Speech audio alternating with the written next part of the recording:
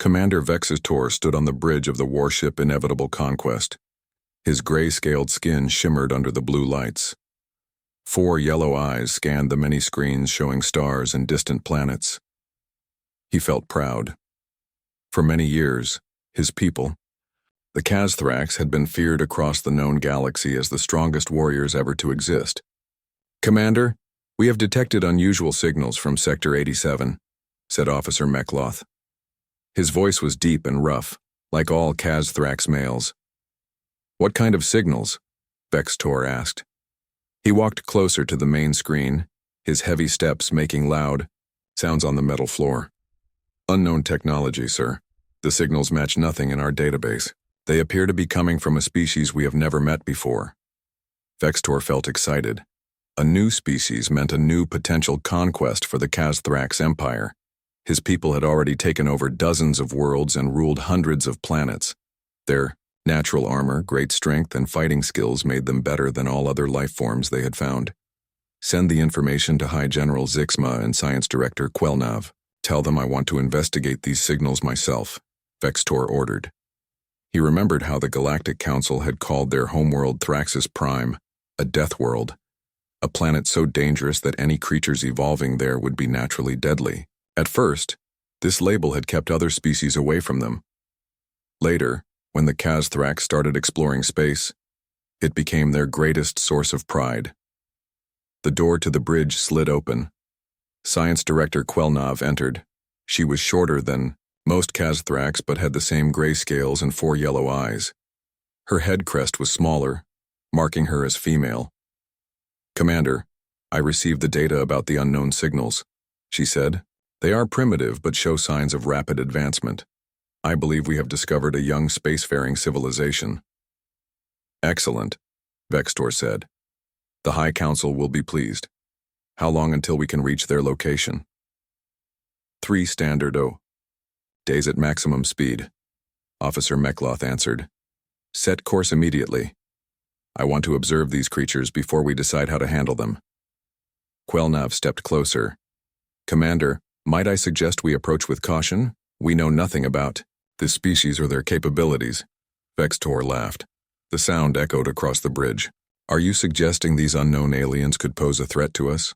We are Kazthrax. We evolved on the harshest world in the galaxy. No species has ever matched our strength." "Not a threat, Commander," Quelnav said quickly. "But knowledge is valuable.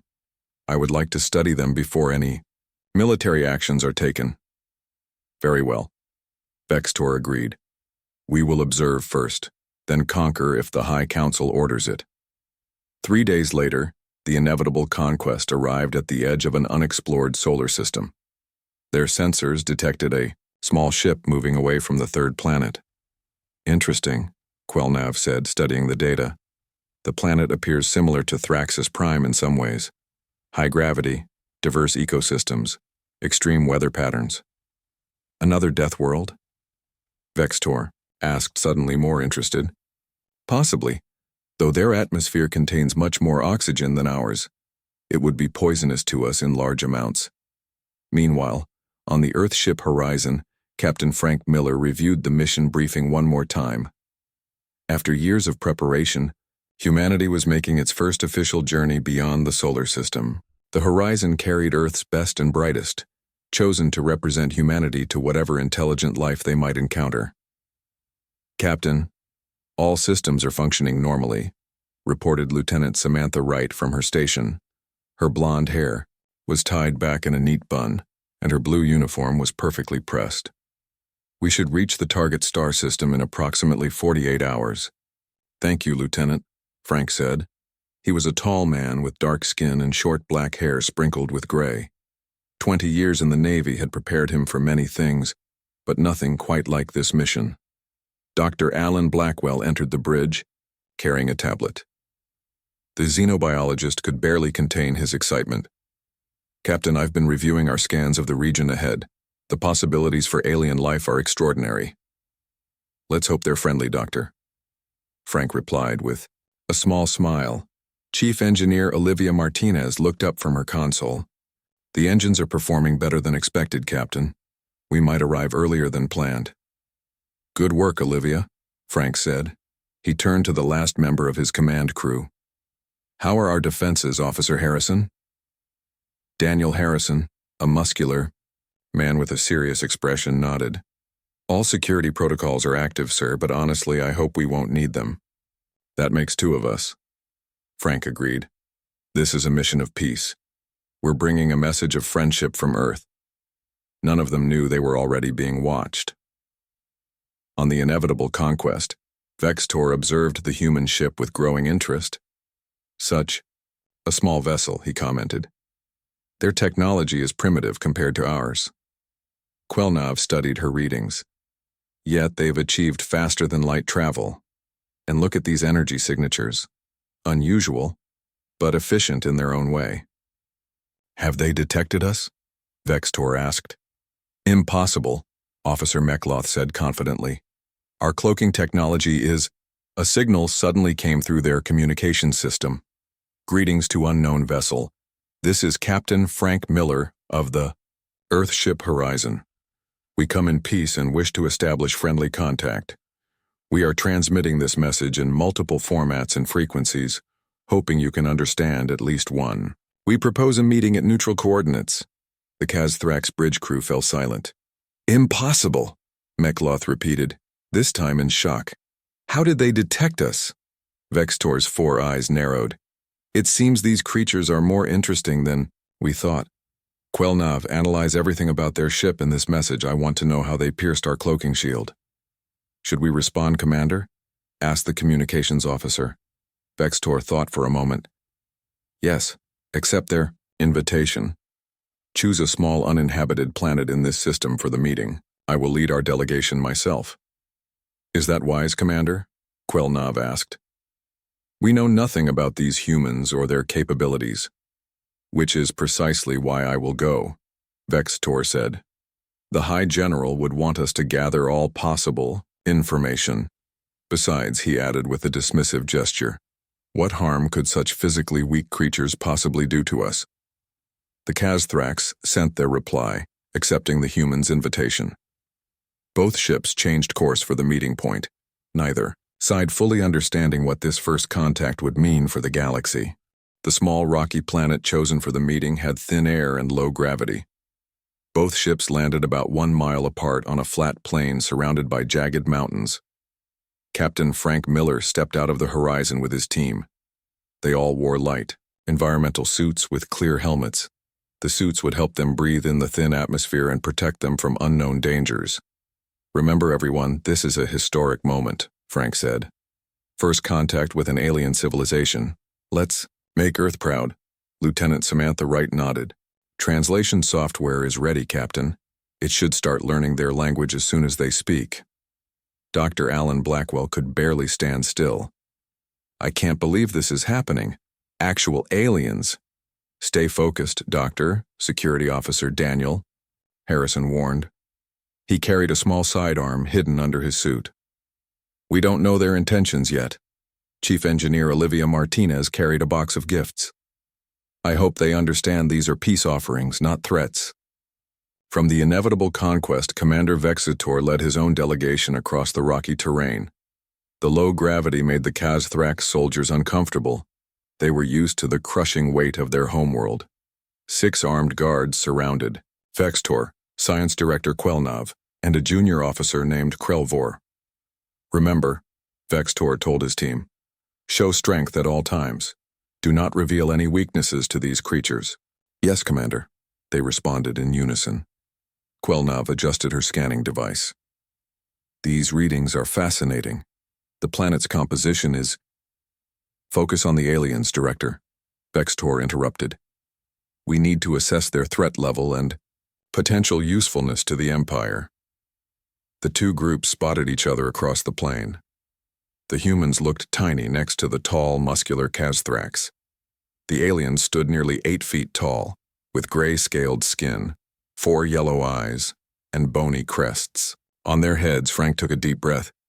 Here we go, he said quietly. Then he stepped forward with his hands raised in a universal gesture of peace. Greetings, he called out. We come from planet Earth. We are the human race. and we seek peaceful contact with other intelligent life.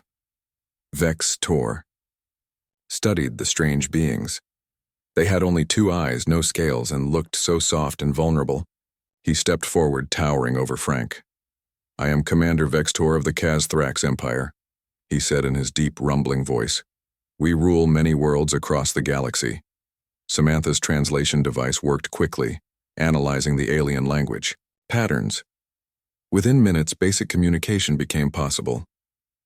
"We are honored to meet you," Frank said. "We have brought gifts to show our peaceful intentions." He gestured to Olivia, who carefully opened her box. Inside were simple but meaningful items: a small globe of Earth, digital records of human art and music, and scientific information about their solar system. Quelnav approached with curiosity, while Vexistor maintained a cold, proud stance. The science director examined the gifts with growing interest. "Your world," she said, pointing to the globe. "Tell me about it." As the 2 groups began a cautious exchange of information, none of them noticed the changing color of the sky. Planet Sun was entering an unstable phase, sending out massive solar flares. Officer Harrison was the first to notice. "Captain," he said quietly, "something's happening." He pointed to the rapidly darkening sky, now filled with strange colored lights. At the same moment, Krelvor's instruments began beeping loudly. "Commander, extreme radiation levels detected. Solar activity is—" A tremendous rumble cut off his words. The ground beneath them began to shake violently. "Earthquake!" shouted Olivia. "Back to the ships," Frank ordered. But it was too late. A massive crack opened in the ground between the 2 groups and their vessels. The shaking grew worse. Rocks began falling from the nearby mountains. "We're cut off," Vexitor yelled to his team. "Find shelter immediately." The humans and Kazithrax were forced to run in the same direction, toward a cluster of rock formations that might offer protection from the falling debris. As they ran, the ground split again. Krelvor, the junior Kazithrax officer, lost his footing and began sliding toward a widening crevice. Without hesitation, Officer Harrison sprinted toward the falling alien. Despite the Kazthrax being twice his size, Harrison threw himself forward and grabbed Krelvor's arm just as he was about to fall into the deep crack. "Hold on," Harrison shouted, straining against the weight. His muscles burned with the effort, even in the low gravity. Vexitor turned back, shocked by what he was seeing. A human risking its life for a Kazthrax? It made no sense. Harrison pulled with all his strength but couldn't lift the heavy alien alone. Then Frank was beside him, then Samantha, and finally Olivia. Together, the humans pulled the surprised Kazithrax officer to safety. As they did, a large boulder crashed down, striking Harrison on the shoulder and leg. He cried out in pain but didn't let go until Krelvor was safe.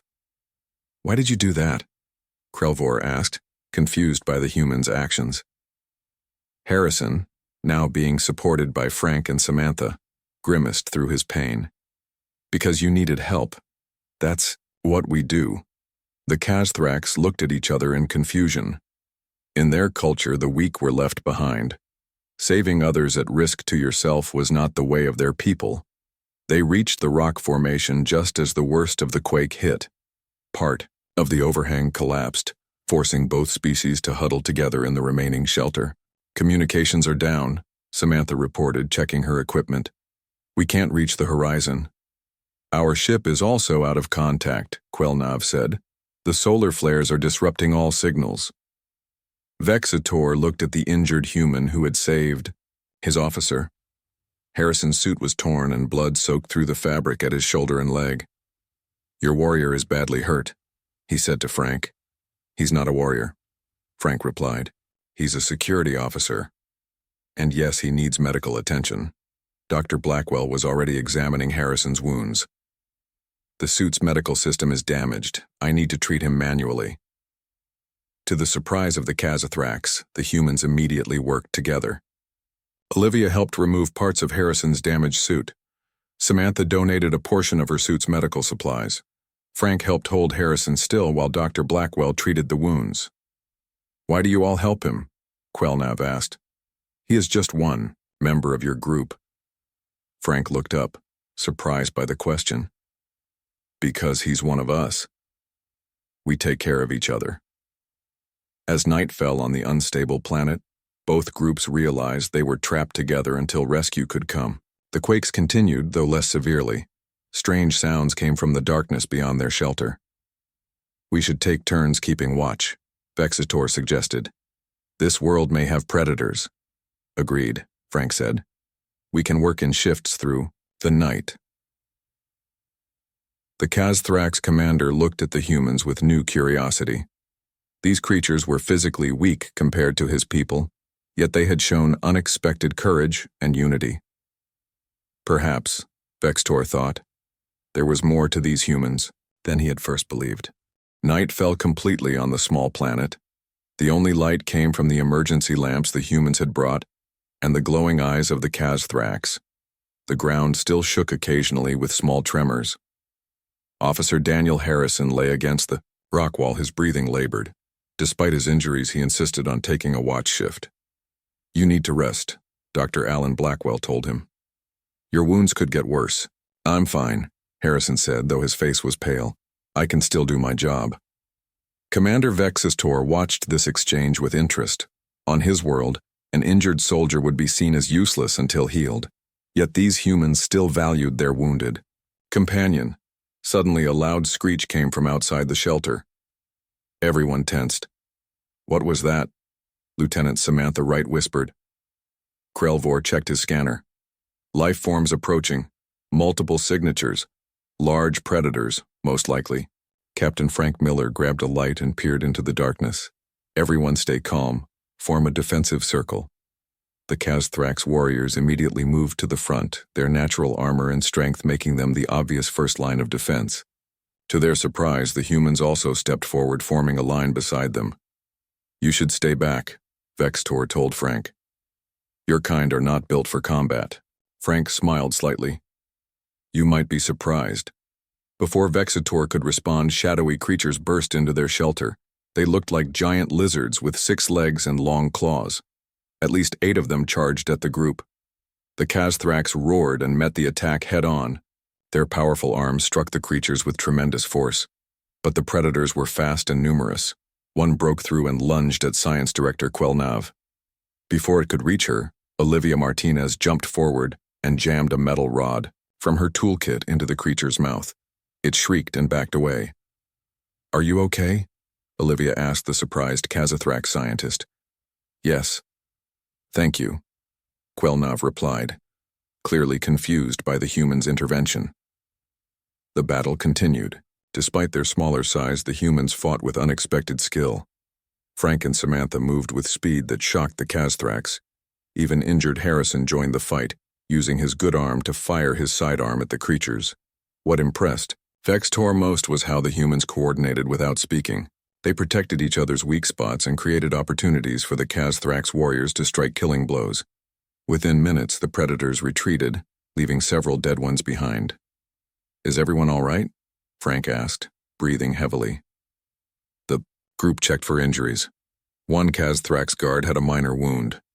Samantha had scratches on her arm. Otherwise, they had survived unharmed. You fight, well, Vextor said to Frank, his tone suggesting surprise. We've had practice, Frank replied simply. Against what enemies? Your world has other species like you? No, just ourselves, unfortunately. This answer confused Vextor even more. These humans fought their own kind? With such skills? Dawn eventually came. The solar flares had reduced and communications slowly returned. Captain, Samantha called out. I'm getting a signal from the horizon. They're searching for us. At the same time, Krelvor reported, Commander, the inevitable conquest has locked onto our position. Rescue shuttles are being prepared. Both ships had survived the solar storm and were now working to reach their stranded crew members. It seems our time together is ending, Frank said to Vextor. I hope this unexpected experience hasn't damaged the possibility of friendship between our peoples. Vexator studied the human captain. After a moment, he said, Your actions have been educational, Captain Miller. I will report to my superiors about what I have witnessed. Within an hour, rescue teams cleared a path to their shelter. Before separating, Krelvor approached Harrison, who was being helped by Dr. Blackwell. "Human," the Kazathrax officer said formally. "I owe you my life. This is a debt of honor among my people." Harrison looked up at the towering alien. "No debt necessary. Anyone would have done the same." "No," Krelvor said firmly. "They would not. That is what makes your actions worthy of notice." As the group separated to their respective ships, Science Director Quelnav spoke quietly to Commander Vextor. "These humans are unlike any species we have encountered," she said. "Their physical weakness is compensated by unusual traits. Their cooperation, their willingness to risk themselves for others, their combat abilities despite their size." "Yes," Vextor agreed. "They are interesting. The High Council will want to know more about them." 2 days later, aboard the Inevitable Conquest, Vextor received a message from High General Zixma. The imposing Kazathrax leader's face filled the screen. "Your report is disturbing, Commander," Zixma said. "These humans sound like potential threats, yet you recommend continued diplomatic contact?" "I do, High General," Vextor replied. "There is much we do not understand about them. Their behavior defies our expectations. I believe further study is necessary before making any decisions." "Very well. The human captain has extended an invitation for a delegation to visit their homeworld. You will lead this mission, Commander. Science Director Quelnav will accompany you along with a small security team." "We accept, High General." After the communication ended, Quelnav approached Vextor. "Their homeworld? This is an unprecedented opportunity." "Indeed," Vextor said. "Prepare all scanning equipment. I want detailed analysis of this planet Earth. If it truly produced such unusual creatures, it must be an extraordinary world." Meanwhile, on the horizon, Captain Frank Miller was having a similar conversation with Earth Command. "They've accepted our invitation," he told his crew. "A small delegation of Kazathrax will visit Earth next month." "Are we sure that's wise?" Harrison asked. He was recovering well but still moved carefully. They seemed pretty interested in conquering things. "True," Frank acknowledged. "But they also showed curiosity and a sense of honor. The experience on that planet changed something.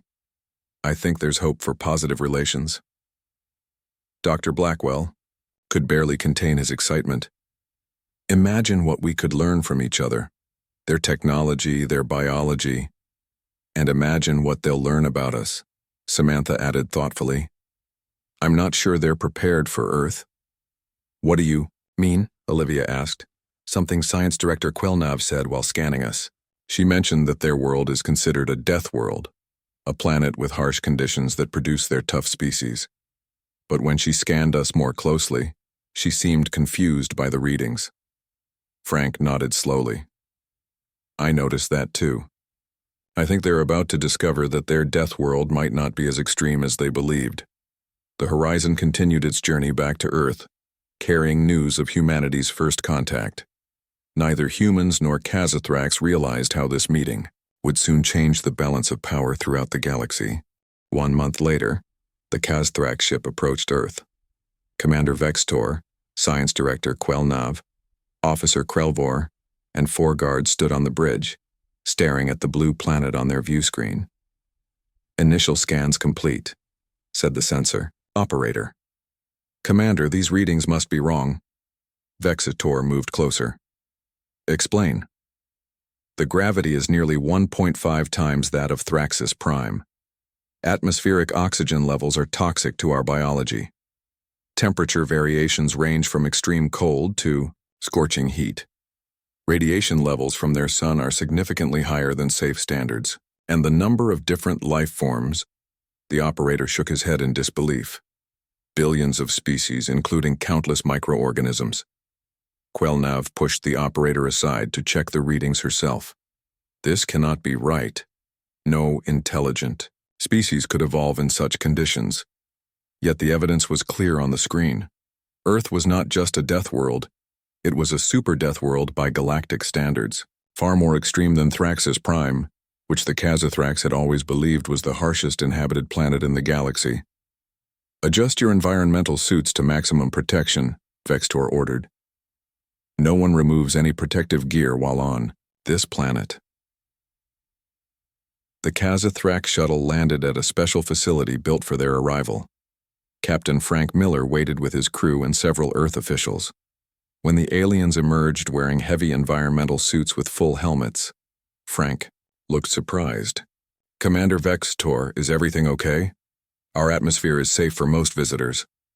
Not for us, Vextor replied, his voice coming through a speaker on his suit.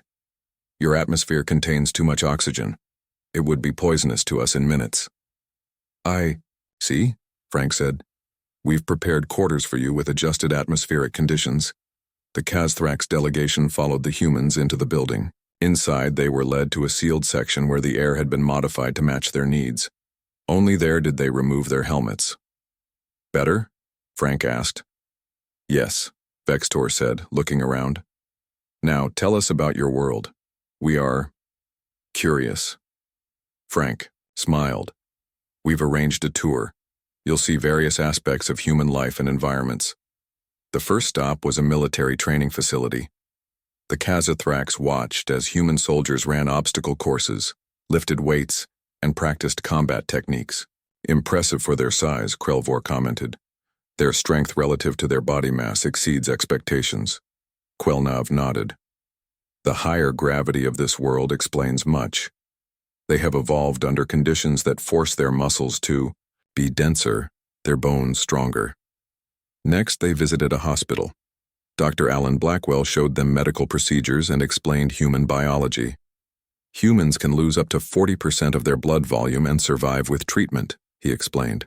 Our bodies can heal from significant injuries.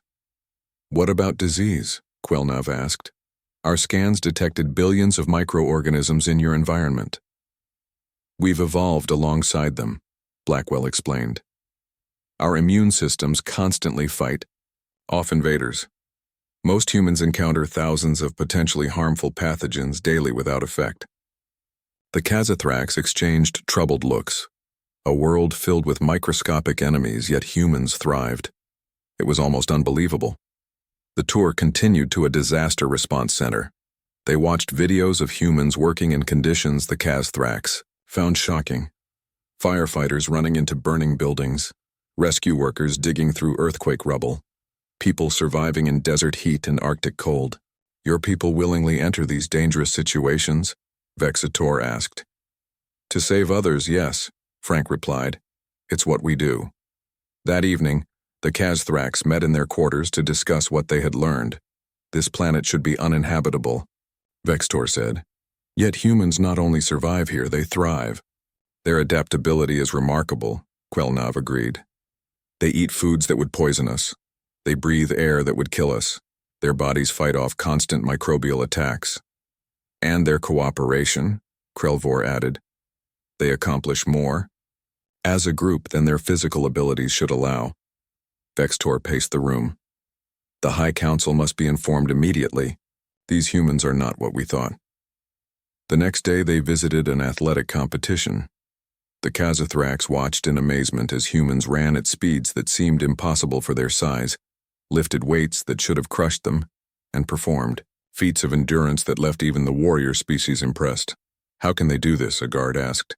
Earth's gravity, Quelnav explained. They evolved under constant pressure. Their muscles and bones developed accordingly. Later, they observed a construction site where humans worked on tall buildings. Despite dangerous heights and heavy materials, their tolerance for risk is unlike anything I've seen, Vextor noted. Frank nodded. Humans have always pushed boundaries. It's in our nature to explore, to test limits. That night, Vextor sent an urgent message to High General Zixma. The IT General's face appeared on the screen, looking concerned. Your reports are disturbing, Commander. These humans are more dangerous than we believed. They do not seem hostile, High General, Vextor said carefully. They seek cooperation, not conflict. For now, Zixma replied, but a species from such a world with such capabilities, they could become a threat to our dominance. Perhaps, Vexistor admitted. Or they could become valuable allies. Zixma's eyes narrowed. You sound changed, Commander. Has this visit affected your judgment? It has affected my understanding, Vexitor replied firmly. The galaxy is more complex than we knew. After the communication ended, Vextor found Quelnav analyzing data from their visit. Commander, I've discovered something remarkable, she said. Human DNA shows signs of extreme adaptation. Their genetic code contains solutions to problems our scientists have struggled with for generations. What kind of problems? Disease, resistance, radiation tolerance, even cellular repair. If we could study them further, her 4 eyes gleamed with scientific excitement. The next morning, their tour took them to a space center. They watched videos of humans living in the vacuum of space for months at a time. Your people adapt even to environments completely hostile to life, Krelvor remarked. We go where curiosity takes us, Samantha Wright explained. Space, deep oceans, polar regions, deserts. Humans have lived in all these places. As they watched a rocket launch, Vexitor turned to Frank. Captain Miller, I must ask, why did your people reach out to the stars? Many species would have stayed safely on their homeworld. Frank thought for a moment before answering. Because it's there. Because we wonder what's beyond the next horizon. Because humans have always been explorers. Even knowing the risks? Especially knowing the risks, Frank said. Challenge makes us stronger. Vextor nodded slowly. The Kazathrax had expanded to conquer, to dominate other worlds. These humans explored out of curiosity, seeking knowledge rather than power. It was perhaps the most alien concept he had encountered yet. They see.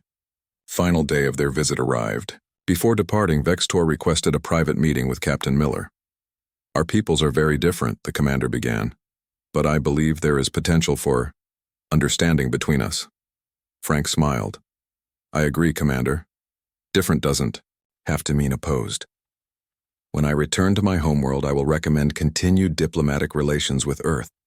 There is much we could learn from each other. As the Kazathrax prepared to leave Earth, news arrived that would change everything. A distant colony world had come under attack by an unknown force. The Galactic Council was calling an emergency session, and all spacefaring species were summoned to attend. It seems our peoples will meet again soon, Vexistor told Frank as they said goodbye. This time, before the entire galaxy. The Galactic Council chamber was enormous. Hundreds of different alien species gathered in the Great Hall. Some looked almost human. Others were so strange that the human delegation could hardly understand what they were seeing. Captain Frank Miller led the Earth representatives. With him were Lieutenant Samantha Wright, Dr. Alan Blackwell, Chief Engineer Olivia Martinez, and Officer Daniel Harrison, now fully recovered from his injuries. I never imagined anything like this, Samantha whispered, looking at the diverse gathering. Focus on our mission, Frank reminded his team. We're here to establish Earth's place in the galactic community and to help with this new threat. On the other side of the chamber, Commander Vexitor and Science Director Quelnav represented the Kazathrax Empire. High General Zixma had also come, showing the seriousness with which the Empire viewed the situation. The council leader, a tall being with shimmering blue skin, called the meeting to order. We face a grave threat.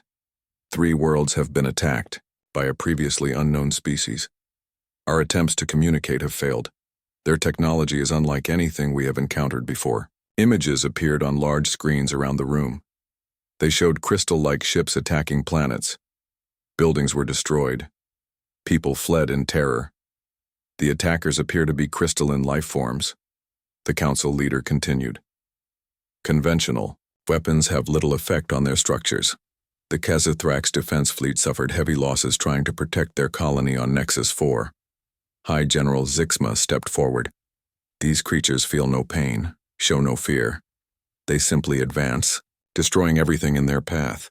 The chamber filled with worried voices. If even the mighty Kazathrax could not stop these invaders, what hope did other species have? Then Frank Miller rose from his seat. Earth would like to offer assistance. The room fell silent. Many aliens looked at the humans with confusion or disbelief. What could these newcomers possibly do against an enemy that defeated the Kazathrax? With respect, Captain Miller, said a council member, your species has just achieved space travel. How could you help in this crisis? Frank looked at Vextor, who gave a slight nod. Commander Vextor and his team have visited Earth. They can confirm that humans have certain advantages that might be useful in this situation. Vextor stepped forward. The human speaks truth. His species comes from a world far harsher than most represented here, even harsher than our own Thraxis Prime. Murmurs spread through the chamber. Many found this hard to believe. Humans have physical capabilities that exceed expectations for their size, Vexator continued. More importantly, they think differently. They find solutions where others see only problems. High General Zixma looked displeased but did not contradict his commander. What do you propose? The council leader asked Frank. First, let us examine the data on these crystal beings. Dr. Blackwell is a xenobiologist. He might see something others have missed. Second, we request permission to join the defense of the next likely target world. The council debated briefly, then agreed. Earth was too minor to refuse in this desperate time. Over the next day, the human team worked closely with scientists from various worlds. Dr. Blackwell studied the crystal beings alongside Quelnav. Their structure reminds me of something, he said, examining the images. Earth minerals, specifically certain crystalline formations that have weaknesses along cleavage planes. Meaning? Quelnav asked. Meaning they might shatter if struck. At precisely the right angle and with the right force. He turned to Olivia. We need to modify weapons to create specific vibration patterns. Olivia nodded and began working with alien engineers to design new weapons. Meanwhile, Frank and Vextor developed battle plans. When Harrison suggested unorthodox tactics based on Earth guerrilla warfare, the Kazathrax warriors initially scoffed, until simulations showed they might actually work. 3 days later, reports came in of a crystal ship fleet approaching Xerix, a heavily populated world near the galactic core. Earth ship Horizon, newly equipped with the modified weapons, joined the defense force led by the Kazathrax vessel Inevitable Conquest. As they approached Xerix, the situation looked grim. 5 crystal ships were already attacking the planet. The defense fleet seemed powerless against them. This is Captain Miller to all ships, Frank broadcast. Target their central structures with the modified sonic weapons. Hit them at the coordinates Dr. Blackwell has provided. The human ship moved in fast, firing the new weapons. At first, nothing seemed to happen. Then cracks appeared in one crystal ship. The cracks spread, and suddenly the entire vessel shattered into thousands of pieces. It worked, Samantha shouted. The defense fleet followed the Horizon's example, targeting the remaining ships. One by one, the crystal vessels broke apart, but the largest enemy ship remained intact. It fired on the Horizon, damaging its engines. We're losing power, Olivia reported.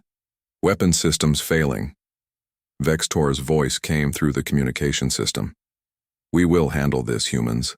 The Inevitable Conquest moved between the damaged Horizon and the crystal ship. It fired repeatedly but couldn't penetrate the crystal hull. Our weapons are having no effect, Vexator reported. The frequency modulation must be wrong for this larger vessel. Olivia studied her readings. The crystal structure is different on that ship. We need to adjust the frequency and increase power. Our weapons can't be modified further, Vexator replied. Frank thought quickly. What if we combine our efforts, your power source with our frequency modulators? A direct connection between our ships? Impossible in battle conditions, Harrison spoke up. Not impossible, just difficult. What followed was a desperate plan.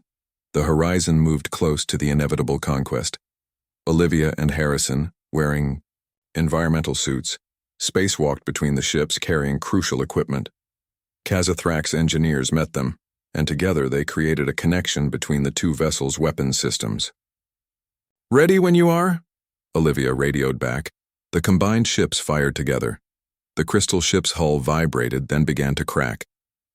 With a final burst of power, the aliens and humans shattered the enemy vessel completely, When they returned to the Galactic Council, the story of their victory spread quickly. What impressed other species most was not just the human solution to defeating the crystal beings, but the cooperation between humans and Kazathrax. Your species has earned the respect of the Empire, High General Zixma told Frank at the celebration. Afterward, few could have done what you did. We couldn't have succeeded alone, Frank replied. It was partnership that won the day. Vexator approached them. Perhaps there is a lesson in that. The Kazathrax have long believed strength comes from domination, but there may be greater strength in alliance. In the days that followed, an unprecedented agreement was formed. The Kazathrax Empire would shift from conquest to protection. Earth would join as a full partner rather than a subject. Together, they established the Deathworlder Alliance, offering member species independence while creating a unified defense against external threats. As the human delegation prepared to return to Earth with news of their new place in the galaxy, Vextor spoke privately with Frank. When we first met, I believed my people were the strongest in the galaxy, because we evolved on a harsh world. Now I understand there are many kinds of strength. Frank nodded. And many kinds of worlds. The universe is bigger and more complex than any of us imagined. Indeed. Vextor extended his hand in the human gesture of friendship he had learned.